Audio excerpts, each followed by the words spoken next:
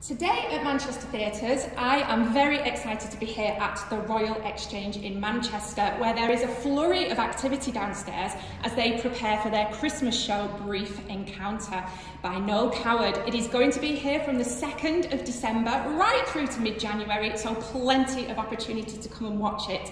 And I am here with two of its stars. I am here with Hannah Azuonye and Baker Mukasa, who play Laura and Alec. And I know you are in the middle of rehearsals, so thank you for taking the time to come and chat with us today. Thank you so, so much.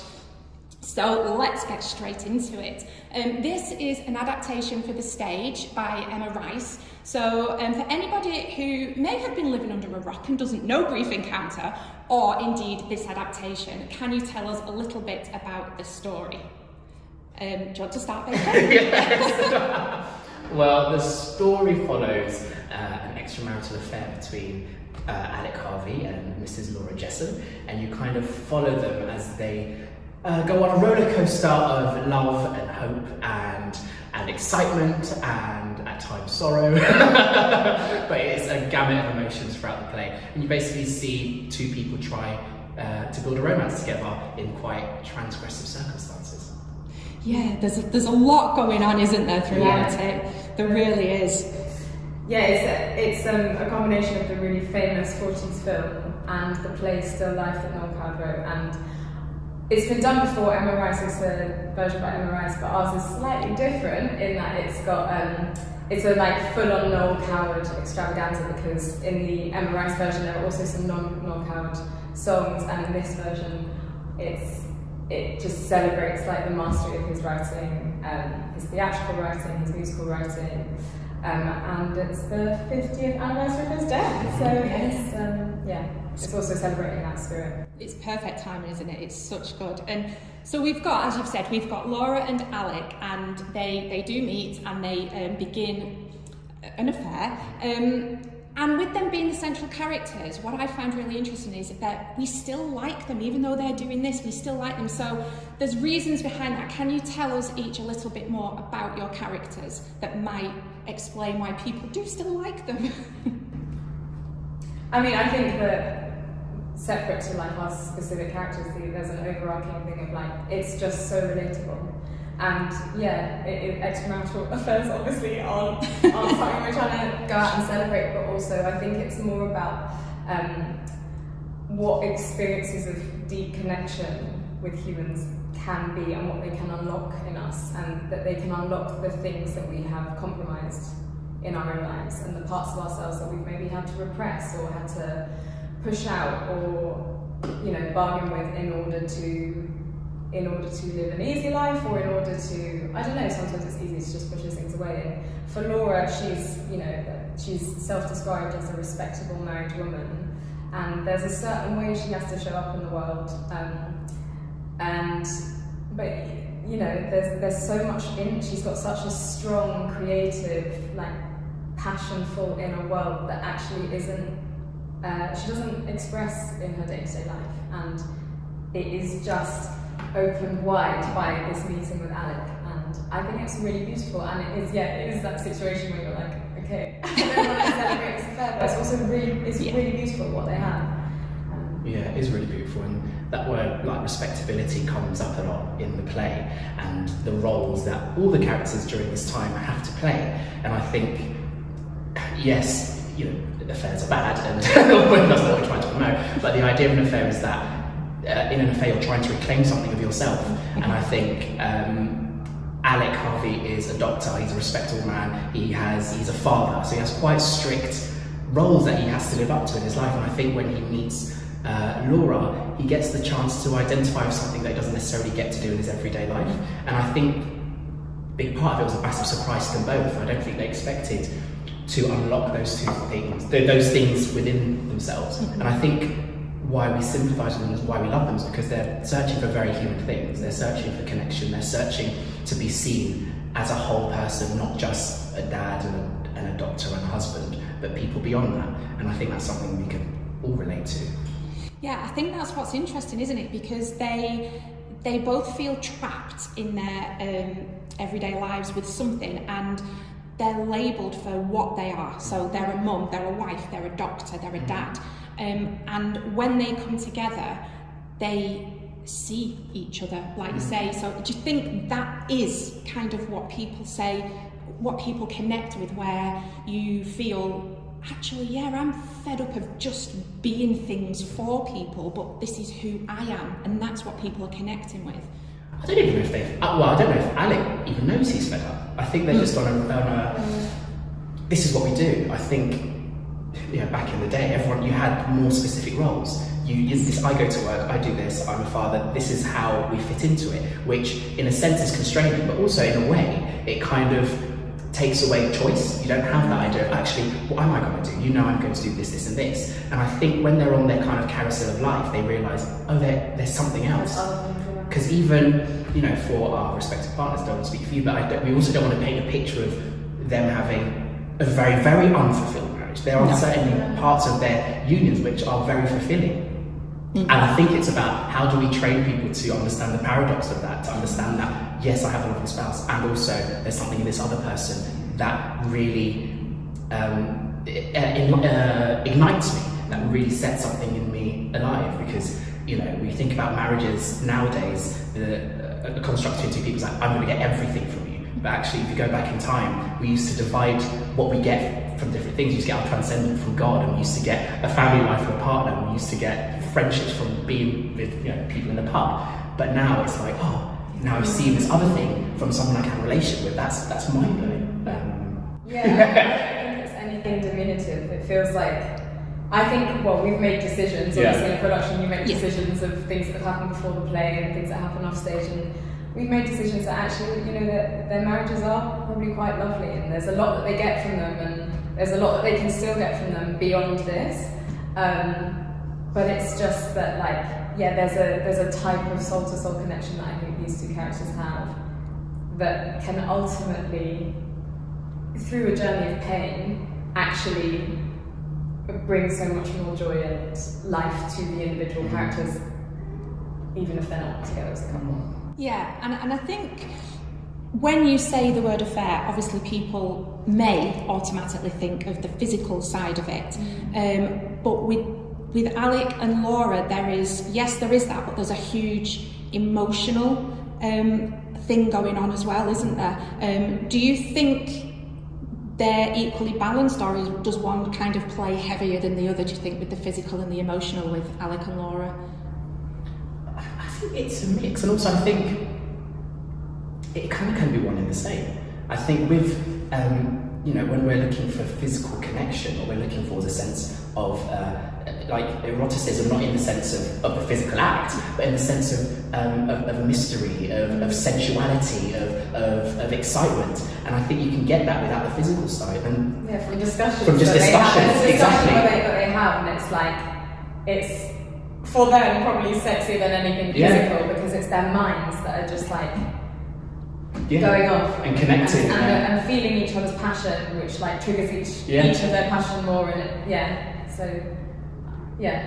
it's sort of mixed. It's all mixed in, and they go through it, don't they? These two, they really go through it. I mean, there's passion, there's love, but then their emotions are so juxtaposing. You've got that, but then you've got hopelessness and despair. You've got promise, but then you've got loss. Are you just worn out by the time you've kind of done a run through? I mean, we literally just came out of our first run through, and it's our first one, and it's a journey. It's a lot, and it's also very pacey in a good way, a very pacey play, and it's set over approximately 4 months, and but you only see a few sort of snapshots of their journey, but literally journey from strangers to fully emotionally intertwined to no longer, and it is a real roller coaster, and it is. I mean, we'll be learning about what that means for us as actors to feel those emotions so intensely, but it is. I think it's going to touch people quite heavily. Yeah. And I think the roller coaster and the speed of it is actually quite relatable. Sometimes you meet somebody and all of a sudden 2 weeks feels like 2 years, and then it vanishes. You've built the life of somebody over a week, and then it completely changes. But I guess the challenge for us is to try and stay in each bit as it's happening, and not try to let the train, excuse the pun, run away from us, and just stay in it and kind of honour each moment as they come.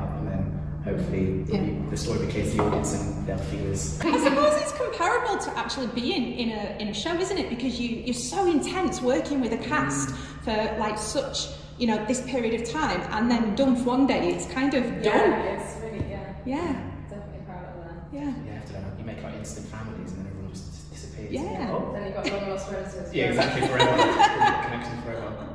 There's also other relationships portrayed in Brief Encounter as well, isn't it, with the other characters, and Noël Coward is just so obviously brilliant the way he's written these. Because we see various styles of relationships, and there's comedy moments in there that kind of give us some relief, but how important do you think those relationships are to kind of highlight what's going on with Alec and Laura? Or is it there for kind of that comic relief or breathing space? Or I think it just adds to the tapestry of the world they live in. Yeah, they're not in that world alone. And those other characters, what I find quite beautiful about the play is when Laura and Alec can't express something, Myrtle and Albert can, or when Myrtle and Albert can't express something, Laura and Alec can, and I think that's what makes the play so fantastic, is that everyone's kind of passing the baton, everyone's having their own little love stories throughout the piece, and all of it then equates to this amazing roller coaster that everyone goes through. I think that's what makes it really interesting. There's a lot of depth to the other relationships as well. We don't have much comic relief in ours, but they do. But there's also like the complexity of relationship mirrors in the other two couples as well. And I think it does something to like paint the world that they're in, and also gives them all sort of a safe space of because we're set in the 1938 to 39. It's like these are transgressive acts. I mean, even now they're transgressive acts, but they sort of can share this world together. So the tea room, becomes this sort of safe space where they sort of all oversee each other's relationships, which probably emboldens them all to slightly move forward with theirs. But it's beautiful. You see very different types of love, and they're all really touching, really, really beautiful. And it's all brought together as well by, you mentioned earlier, music, and in your production you have been given permission to get 5 more, is it 5? Yeah. 5 more Noël Coward songs in there, and I believe it's going to be live, the band are going to be on stage with you, and I mean... I'm very excited. We are extremely excited about music.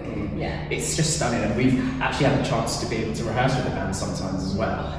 And it just adds that extra layer of magic to the piece. To be able to perform with a live jazz band on stage really does tie our world together.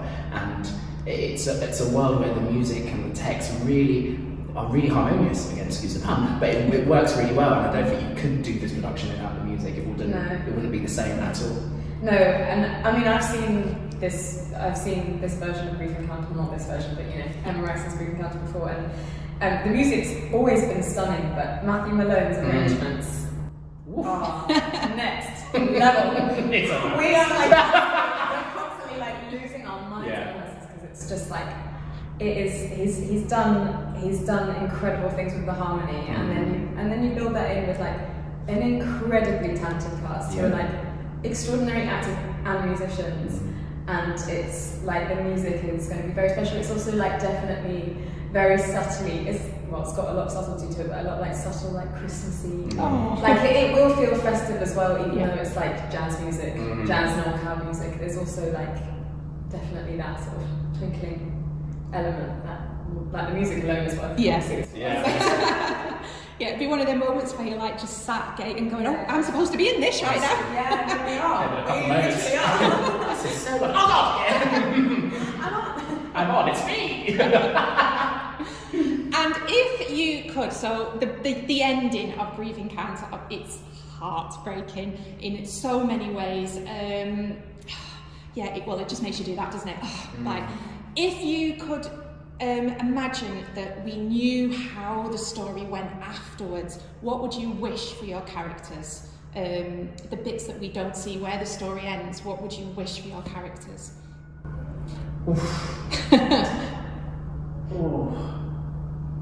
I wish that Alec still manages to find the zeal and zest for life that he managed to find in the life of the play. I really hope that he continues to find that afterwards, and just a sense of happiness and contentment, I think, quite simply. Yeah. How about Laura? I think, so Laura has to like stay where she is, but physically. But I hope for her and believe for her that she will